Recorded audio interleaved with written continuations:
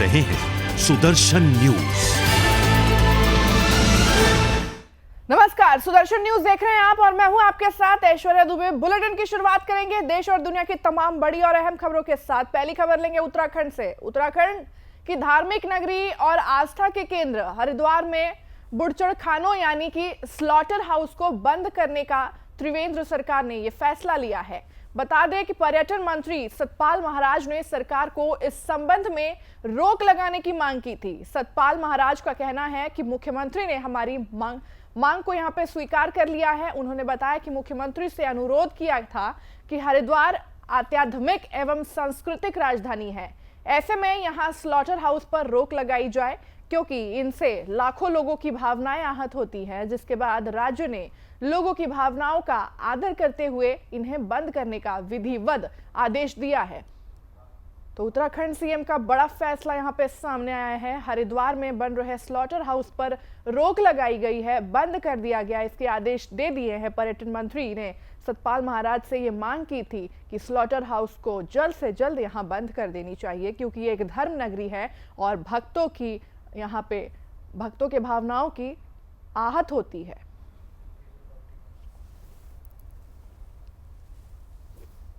देवनगरी हरिद्वार में जहां पतित पावनी गंगा बहती है और जहां महान कुंभ का पर्व मनाया जा रहा है, अब वहां पशुवध नहीं होगा। हरिद्वार में स्लॉटर हाउस बनने जा रहा था जहां लगभग 500 गायों की वध होता। हम लोगों ने माननीय मुख्यमंत्री जी से आग्रह किया कि देवनगरी हरिद्वार के अंदर स्लॉटर हाउस नहीं होना चाहिए। उन्होंने हमारे आग्रह को स्वीकार किया, मैं उन्हें धन्यवाद ज्ञापित करता हूं। अब हरिद्वार में कोई भी पशुवध नहीं होगा, स्लॉटर हाउस पर रोक लगा दी गई है और ये सभी धर्म प्रेमियों के लिए बहुत ही शुभ सूचना है, मंगल सूचना है। तो बता दें कि धर्म नगरी हरिद्वार अब सिर्फ कहने के लिए धर्म नगरी रह गई है क्योंकि हिंदुओं के आस्था पर प्रशासन और सरकार दोनों राजनीति कर रहे हैं। बता दें कि इस बार हरिद्वार में होने जा रहे कुंभ को लेकर सरकार ने कई बड़े नियम यहां पे बनाए हैं। जानकारी के मुताबिक कुंभ में जाने वाले श्रद्धालुओं को पहले रजिस्ट्रेशन करवाना होगा, उसके बाद नेगेटिव कोरोना रिपोर्ट दिखानी होगी। लेकिन अब बड़ा सवाल इसमें यह उठता है कि सरकार दरगाहों और मस्जिदों पर ये कड़े नियम क्यों नहीं बना रही है। आपको बता दें कि हरिद्वार में ही स्थित पिरान कलियार में प्रतिदिन लाखों की संख्या में लोग दरगाह पहुंचते हैं। इस दौरान न तो लोग मास्क का इस्तेमाल करते हैं और ना ही सोशल डिस्टेंसिंग का यहाँ पालन करते हैं। फिर भी सरकार चुप है, फिर भी सरकार कोई इनके लिए नियम नहीं बनाती। लेकिन वहीं जब हिंदुओं की आस्था की बात आती है, कुंभ की बात आती है, तो सरकार इस पे कड़े नियम लगाती है। सरकार का ये कहना है कि पहले आप रजिस्ट्रेशन करवाइए और फिर कोरोना के रिपोर्ट्स दिखाइए, कोरोना के वो भी नेगेटिव रिपोर्ट्स आप दिखाएंगे तब इस कुंभ में शामिल हो सकते हैं। तो सबसे बड़ा सवाल इसमें यही उठता है कि सरकार का ये दोगलापन इसमें क्यों। दाता मुझसे ही नाराज हो जाए। अगर आप दरगाह के कर्ता धर्ताओं से आप बोल सकते हैं कि सभी को बोले मास्क का प्रयोग करें। ये तो बराबर ऐलान भी होता रहता है। हमारी पुलिस बाकायदा पूरा सहयोग कर रही है। आप देख रहे हैं पुलिस वाले खड़े हुए हैं, बाकायदा ऐलान भी कर रहे हैं, इसका कोरोना का ऐलान कर रहे हैं, 2 गज की दूरी बना के रखें। ये आप भी देख रहे हैं, आप महसूस भी करते होंगे। दरबार में लोग मास्क भी लगाए हुए हैं, लेकिन ज्यादातर लोग दरबार में हम कहते रहते हैं और माने तो बेहतर। क्या नाम है आपका? मेरा जमशेद मियां। तो आप कब से इस दरगाह में हैं? मैं दरगाह में, मैं तो आप ये समझ लीजिए बचपन से दरबार की खिदमत में हूँ। मेरे वालिद रहे और मैं भी दरबार में हूँ, बुजुर्गों से चले आ रहे हैं। यहाँ दरबार में खिदमत करते करते जब से होश संभाला है तकरीबन 25 से 30 साल हो गए। तो बता दें कि हिंदुस्तान में जिहादियों के हौसले इतने बुलंद हैं कि ना तो उन्हें जनता का डर है और ना ही प्रशासन का। एक ऐसा ही मामला यूपी के मेरठ का है, जहां जिहादी लगातार हिंदुओं पर आए दिन अत्याचार करते रहते हैं। जी हां, एक ऐसा ही ताजा मामला मेरठ के थाना इंचौली क्षेत्र का है, जहां पर एक हिंदू महिला के साथ कुछ जिहादियों ने जबरन बलात्कार करने की कोशिश की। इतना ही नहीं, जब पीड़िता ने उन्हें रोकने की कोशिश की तो उसे जबरदस्ती घर के अंदर उठा ले गए। पीड़िता चीखी चिल्लाई लेकिन उसकी मदद के लिए कोई भी नहीं आया। हालांकि अफसोस तो इस बात की है, जहां यूपी की योगी सरकार ऐसे गंदी सोच रखने वाले पर लगातार नकेल कसती नजर आ रही है, तो वहीं दरोगा साहब को सरकार का भी यहां डर नहीं है। उन्होंने अभी तक इस पूरे मामले पर एफआईआर तक दर्ज नहीं की।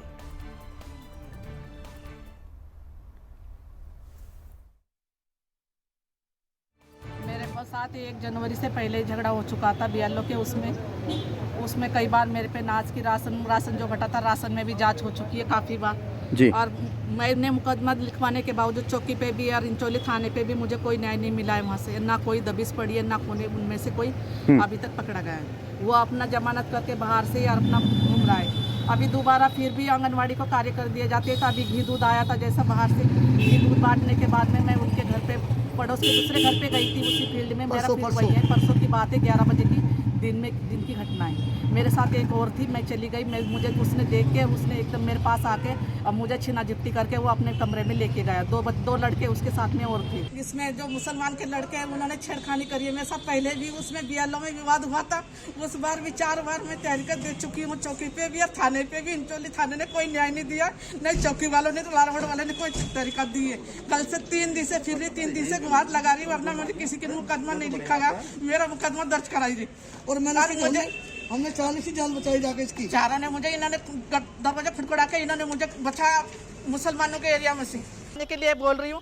मेरा कोई मुकदमा नहीं चढ़ रहा है, ना किसी को उसमें से उठाया जा रहा है, क्योंकि मेरा मोमेडस के एरिया में सर्वे है और वो सर्वे में लड़का मेरे से छेड़खानी करता है। जय बार जाती हूँ उसी बार में मेरे साथ में गद्दारी करता है। वो मेरा कोई सुनने को तैयार नहीं। इंचोली थाने में गई, लावड़ चौकी पे गई, किसी ने मेरी आज तक तहकीकात नहीं करी है, न वो लड़के को उठाया गया है आज तक। हाँ, और ये परसों बात है, परसों फील्ड में काम करने गई थी, जब राशन बटा था 4 बार जांच हो चुकी और राशन में भी उसने ऐसी गद्दारी करी मेरे साथ। और परसों 3 लड़के ने खींच के ले गए, दोनों भाई उन्होंने, और घर में कोई भी, मतलब इतनी पब्लिक खड़ी थी, किसी ने भी मुझे वहां छुटाया नहीं।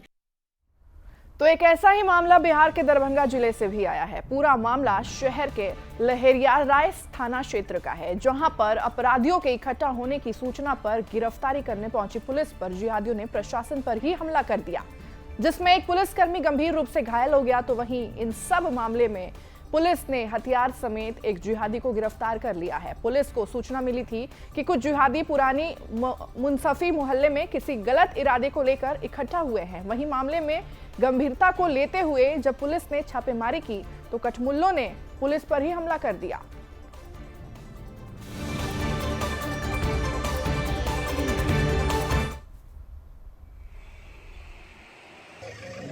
दुर्दांत अपराध कर्मी 2-3 को के आने की सूचना था, जिस पर सूचना पर सत्यापित करने के लिए गई थी। इसी क्रम में जो कि गिरफ्तारी के क्रम में जो उसका परिवार जो है, जो कि उसका जो है पत्थर चला है, इस पर हमारे एक जवान को लगा है। सब ठीक है। अभी क्या स्थिति सर? बिल्कुल ठीक है। तो वहीं शिवसेना ने पश्चिम बंगाल विधानसभा चुनाव में अपने प्रत्याशी न उतारने और तृणमूल कांग्रेस सुप्रीमो ममता बनर्जी का समर्थन करने का फैसला किया है। उन्होंने साफ तौर पर कहा कि शिवसेना अध्यक्ष और मुख्यमंत्री उद्धव ठाकरे से चर्चा के बाद ही यह निर्णय लिया गया है। उन्होंने कहा, सभी एम फैक्टर जैसे मनी, मसल और मीडिया का इस्तेमाल ममता दीदी को हराने के लिए किया जा रहा है, इसलिए शिवसेना ने पश्चिम बंगाल चुनाव न लड़ने और ममता बनर्जी को समर्थन देने का यहां पे फैसला लिया है। हमें विश्वास है कि ममता बनर्जी विधानसभा चुनाव में भारी मतों से जीत हासिल करेंगी, क्योंकि दीदी बंगाल की असली शेरनी है। ये कदम यह सुनिश्चित करने के लिए उठाया गया है कि पश्चिम बंगाल चुनाव में मतों का विभाजन न हो और तृणमूल की संभावनाओं को भाजपा की वजह से कोई नुकसान न पहुंचे। हालांकि इससे पहले शिवसेना प्रदेश की लगभग 60 सीटों पर चुनाव लड़ने की योजना बना रही थी। संपूर्ण भारतीय राजनीति में अपनी उपस्थिति हासिल करने की रणनीति के तहत जनवरी में शिवसेना ने पश्चिम बंगाल में चुनावी बिगुल बजाने की योजना की घोषणा भी की थी।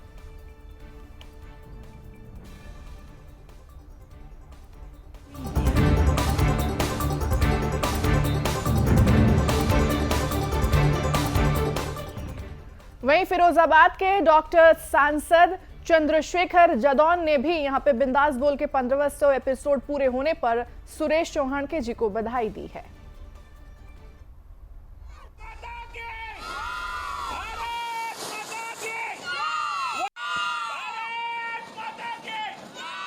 सुदर्शन चैनल द्वारा चलाए जा रहे कार्यक्रम बिंदास बोल का 15वां एपिसोड आ रहा है। मैं सांसद फिरोजाबाद डॉक्टर चंद्रशेखर जदौन सुरेश चौहान को हार्दिक शुभकामनाएं देता हूं तथा सत्य को पटल पर रखने के सुदर्शन चैनल को हार्दिक बधाई देता हूँ।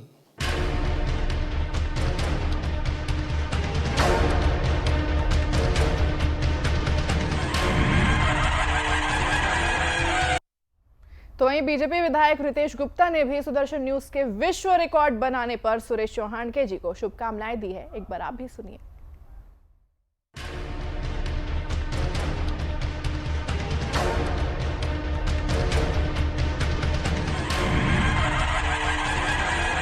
बिंदास बोल एपिसोड के 1500वें एपिसोड के लिए बहुत बहुत शुभकामनाएं, बहुत बहुत बधाई देता हूं। बिंदास बोल पब्लिक की जो सामाजिक इश्यूज हैं इनको बहुत बिंदास तरीके से उठाता है।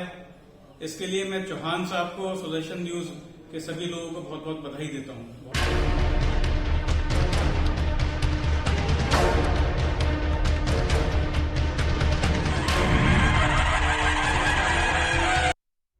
वहीं हैदराबाद से बीजेपी विधायक ठाकुर राजा सिंह ने भी सुदर्शन न्यूज के बिंदास बोल प्रोग्राम के 1500 एपिसोड पूरे होने पर शुभकामनाएं दी है। क्या कुछ कहा है, सुनिए।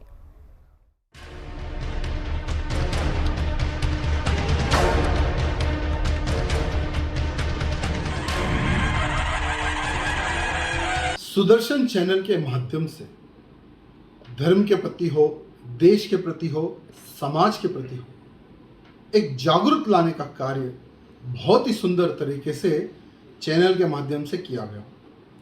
उसी प्रकार से बिंदास बोल कार्यक्रम यानी एक ही समय पर 1500 एपिसोड पूर्ण करने वाला मात्र एक चैनल है, वह है सुदर्शन चैनल। यानी विश्व रिकॉर्ड एक मानो में अगर हम तमाम चैनल का अगर सर्वे करें, किसी चैनल ने एक ही एपिसोड को इतने बार प्रोजेक्ट नहीं किया, इतने बार नहीं चलाया। केवल एकमात्र चैनल है, वह है सुदर्शन चैनल, जो 1500 एपिसोड पूर्ण हुए। ये बहुत बड़ी बात है। सुदर्शन चैनल के चेयरमैन श्रीमान सुरेश चौहान जी को मैं हृदय से शुभकामनाएं देना चाहूँगा और भारत की जनता से ये निवेदन करना चाहूँगा, इस चैनल के ऊपर देशद्रोहियों की, धर्म द्रोहियों की, बहुत सारे लोगों की निगाह है कि किसी हाल में इस चैनल को रोका जाए।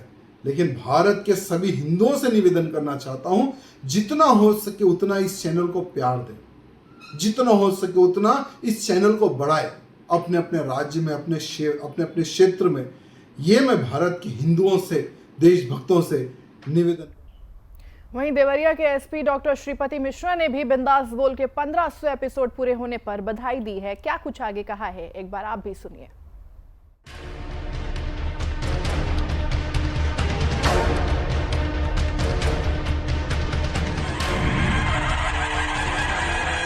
देखिए, ये आपके चैनल पे जो एक कार्यक्रम रात 8 बजे प्रसारित होता है, एक एंकर, एक समय, एक शो, और जिसके 1500 एपिसोड पूरे हुए एंड सक्सेसफुली। राष्ट्र चिंतन के मुद्दों पे आपका जो विषय बोध रहता है, वो उसकी विषय वस्तु हम सब के लिए बहुत ही प्रेरक रहती है। और मुझे उम्मीद है कि इन एपिसोडों से लाखों लोगों को कहीं न कहीं विभिन्न मुद्दों पर ज्ञान मिला होगा, प्रेरक तत्व मिले होंगे, जिससे वे अपने को और अच्छा और बेहतर राष्ट्र स्थापित करने में सक्षम होंगे।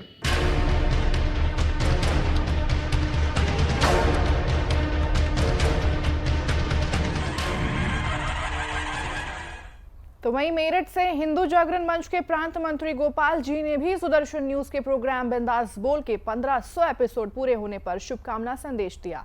सुनिए।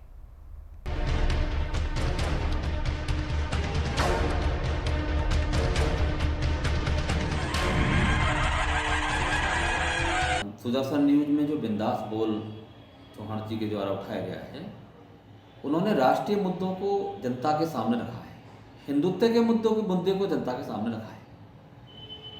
ऐसे मुद्दे जब देश की सरकार या देश का कुछ तथाकथित वर्ग भगवा जैसे पवित्र चीज को आतंकवाद के नाम से जोड़ रहा था, ऐसे विषय को खुलकर उन्होंने सामने रखा है।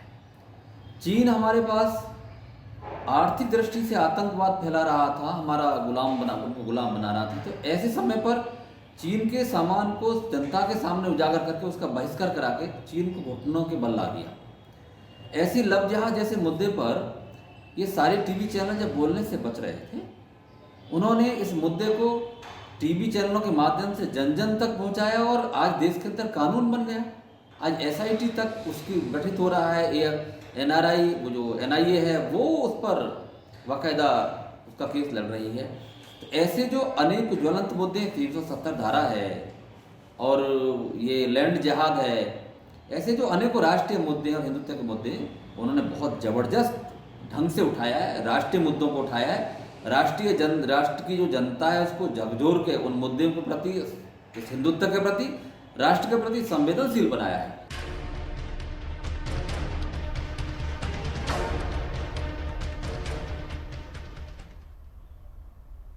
तो वहीं देश के कुछ साधु संतों ने भी शुभकामनाएं दी है। उन्होंने क्या कुछ कहा है, आइए एक बार सुनते हैं।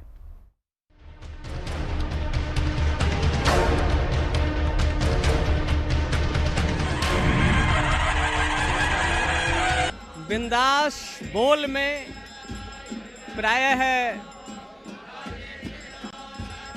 सुदर्शन न्यूज के संपादक जी ने जो प्रस्ताव रखे या जिन मुद्दों पर बहस हुई, प्रायः उसको सरकार ने अमल किया है। लेट लपेट कुछ मुद्दों पर भले किया हो और एक तरह से वो हिंदुओं के जान के रूप में है। हिंदुओं की अस्मिता, मान सम्मान, स्वाभिमान और गरिमा को ध्यान में रखकर प्रायः एकमात्र चैनल है जो सच्चाई को उजागर करता है, सच्चाई दिखाता है। अपने लक्ष्य उद्देश्य में सुदर्शन न्यूज बिंदास बोल और भी बिंदुओं पर सफल हो, सिद्धि प्राप्त हो, ऐसी मंगल कामना हम भगवान विश्वनाथ, माता अन्नपूर्णा, दंडाध्यक्ष भैरव से करते हैं कि सुरेश चौहान जी ने अपने जो है कार्यकाल में 1500 कार्यक्रम पूरे किए। इससे और क्या खुशी होगी, मतलब 1000 से भी ऊपर 500 कर लिए। और मैं इनको, इनके स्वास्थ्य की, इनके कार्यक्रम की, इनके स्टाफ की बहुत बहुत दिली शुभकामना देता हूँ। देखिए, मैं सुरेश चौहान जी के बारे में क्या कहूँ, जितना कहूँ उतना कम है, मेरे पास शब्द नहीं है। मैं समझता हूँ अभी हिंदू राष्ट्र के लिए हमारी सनातन परंपरा के जो प्रतीक है वो सुरेश चौहान जी है। और मेरा यही कहना है कि हम भी खुद सुरेश चौहान जी से ये जो बिंदास बोल उनकी है वो सनातन परंपरा को बचाए रखेगी। और हमें उनसे यही सबक लेना बहुत ज़रूरी हो गया है कि हमें अपनी सनातन परंपरा को बचाने के लिए समाज में आना पड़ेगा, समाज में कार्य करना पड़ेगा। तो मेरी ओर से मैं सुरेश चौहान को नमन करता हूँ, प्रणाम करता हूँ। वो हमारे सनातन की परंपरा की, हमारे सनातन की रक्षा के लिए उनकी जो जान है उसको भी बहुत समय से मैंने साथ देखा खतरा भी रहा, उनके लिए बहुत षड्यंत्र हुए। तो जो भी हमसे, जो हमारा संत समाज है, जो भी हमसे हो पाएगा हम सुरेश चौहान जी के लिए तैयार है। और जो भी तन से, धन से, जो भी बल हमारे पास है हम उनके साथ हैं। वो मैं सुरेश चौहान जी को बार बार नमन करता हूँ, प्रणाम करता हूँ। बड़ी प्रसन्न। एक छोटे से ब्रेक के लिए आप बने रहे हमारे साथ, जल्द लौटेंगे।